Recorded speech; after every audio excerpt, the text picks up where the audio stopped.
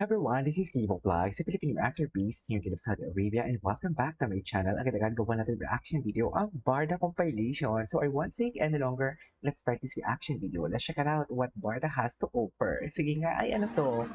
Barbie, ang ganda mo. Ako? Ako ba? Totoo ba? Sino yun? Ako ba? At least, ano ba to? PB House na bukas na naman. Okay, nabasa na. Ito kanina. Ay, wait, ano to? Si Janra ba yan? Ba't parang minsan iba ang mukha ni Janra? Si Janra ba yung sa likod? Eh, hindi pala si Janra yun. Oh, Barda is relevant up until now.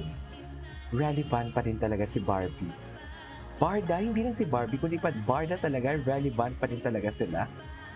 Kaya nga maraming ang nagbabash, di ba? Kaya nga maraming nagbabash for today's video, di ba? Kasi relevant, ganun talaga pag relevant, pinag-uusapan talaga yan. Bawat tabi.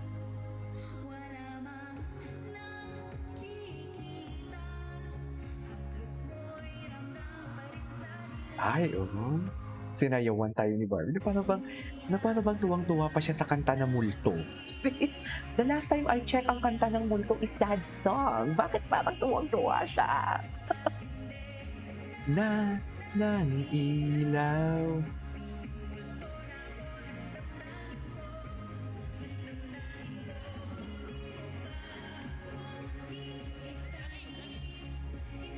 Napasa pa. She's just a girl and she's on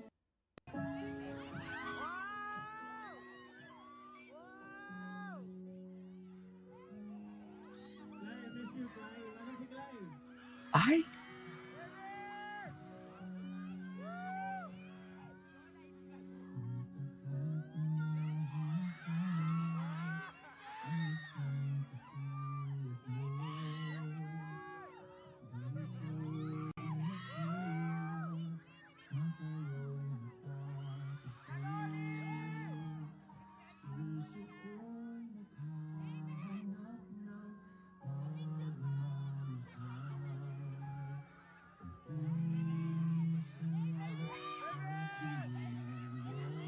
Ay,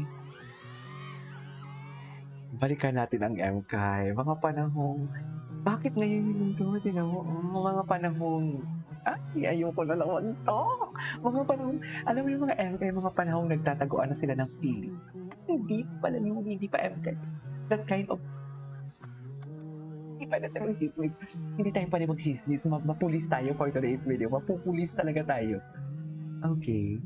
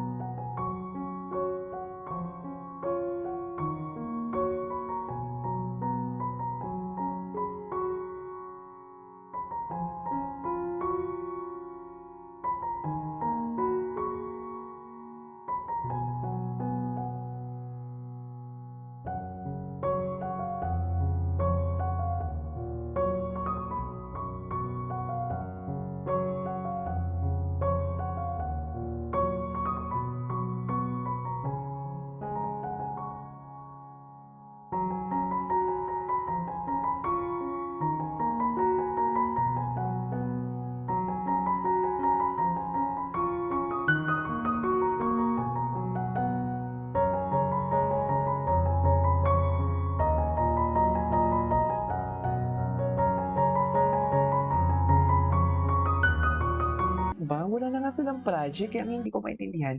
Wala na nga silang project eh. Bakit kailangan pa din na lang talaga nilang sirain si bakit pa kailangan pa din nila talagang magbigay ng words kay Barbie and David? Yan yung hindi ko maintindihan. Hindi na nga sila nakikita together, di ba? Not unless alam nila kung ano ang nangyayari sa likod ng camera. Kasi ako, not unless kung alam nila ang nangyayari sa likod ng camera, di ba? Not unless kung may alam sila sa private life si Barbie and David. Kasi bakit ganon? Bakit parang kung si David magsalita, may problema. Kung si Barbie magsalita, may problema. Bakit puro na lang may problema? Hindi ba na lang, hindi ba sila titigil hangga't hindi magsasalita si Barbie na wala kami ni David, wala kaming friends lang kami. Yun ba talaga dapat ang hinihintay nila para what you call this, para matigil sila? Kasi actually yun talagang hinihintay nila. Sa totoo lang, yan talagang hinihintay nila, yung tipong, hindi na nila masabi-sabi, never. Yan talagang hinihintay nila na sabihin siguro ni Barbie and ni David na, "Friends lang kami, wala na kaming projects together, wala ng barda, buwag na." 'Di ba? Kasi hindi nila makuha talaga yung validation, ang mga basher na yun, hindi sila titigil hangga't hindi nila makuha ang validations na gusto nilang makuha or ang mga words talaga na specific words na gusto nilang makuha sa bashers. Eh, meron pa nga barda. Meron pa talaga, wala man silang project together pero manggugulat lang yan sila, gugulatin lang talaga nila tayo niyan, 'di ba? I admire Barbie Fortesa for many reasons. Ay, si Mami Liberisa, tingnan natin 'to. Ito si Mami Liberisa, matalino talaga 'to. Charis! Oo, author. Secret lang natin 'to ha, atin-atin lang 'to, ang pagkakaalam ko. Charis! Hindi. Ang pagkakaalam ko lang, kasi nakita ko lang naman sa post ni Mami Liberisa, parang author 'to si Mami Liberisa. Author 'to siya. I admire Barbie Fortesa for many reasons, pero hindi naman ibig sabihin nun na everything she says or does tama para sa akin. Tao lang din naman siya. She can make mistakes. Nobody is perfect. Actually, okay, eto ha, klaruhin natin. Dun sa sinabi ni Barbie, um, ang sabi niya na parang, "Ay, nagkaroon din ako ng maayos." 'Di ba? Sabihin man natin na parang dapat hindi sinabi ni Barbie yun kasi maraming maapektuhan. 'Di ba? Maraming maapektuhan, alam mo yung maraming hindi kasing lawak ng pag-iisip natin yung ibang tao. Ang problema ko lang kasi is bakit kay David? Bakit kay David? Bakit si David? Yun lang yung problema ko, okey? Kaya bakit ko pinagtatanggol si Barbie and si David, kasi hindi naman sinabi ni Barbie na si David yun, 'di ba? Walang sinabi. Kasi ina-avoid ko na baka kasi ang mga solid barda maglihis na naman na parang, "Ay ganyan pala si Barbie kay David." 'Di ba?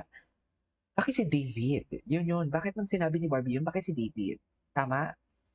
She can make mistakes, nobody is perfect. Tama 'to, ma'am. As a mother, I tend to look, ay, mother pala si Mami Belisa. Gwapo ba yung anak ko? Kasi feeling ko gwapo yung anak ni Mami Belisa. Charis! I tend to look at the bigger picture. Bata pa lang siya, nagtatrabaho na siya, and helping her family. And when you look at everything she has accomplished through the years, for me, that says a lot. Totoo yan. Yan yung problema eh. Yan yung problema talaga sa mga tao, no? Marami kang ginawang tama, tapos isang pagkakamali, nakakalimutan nila lahat. At nakakalimutan nila na sobrang dami mong ginawang tama, akala nila perfect ka na. Totoo lang. Of course, okay lang naman if we don't agree with her choice of words. Fair yun. Pero at your age, alam naman natin na minsan may nasabi na time afterwards, mapapaisip ka, ay sana iba na lang ang pagkakasabi ko. Exactly. Exactly. Maybe we can be a little more understanding. After all, one moment doesn't define the whole person. Exactly. Ay, ano ba yan? No, ang ganda ng pagkaka-explain to ni Ma'am Liberisa. Wait. Hindi ko, nasobrahan ako. Gusto ko yung mabasa eh. Gusto ko yung mabasa. Okay. Hindi ko na talaga mabasa, ma'am, sa totoo lang. Wait lang, may tumatawag. Charis!